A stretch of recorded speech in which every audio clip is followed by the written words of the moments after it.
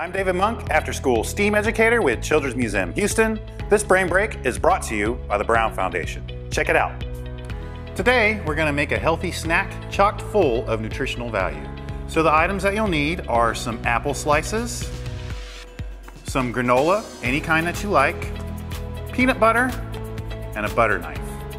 So the first thing you do is you take your apple slice and your peanut butter, and you'll want to put a generous coating of peanut butter onto your apple slice.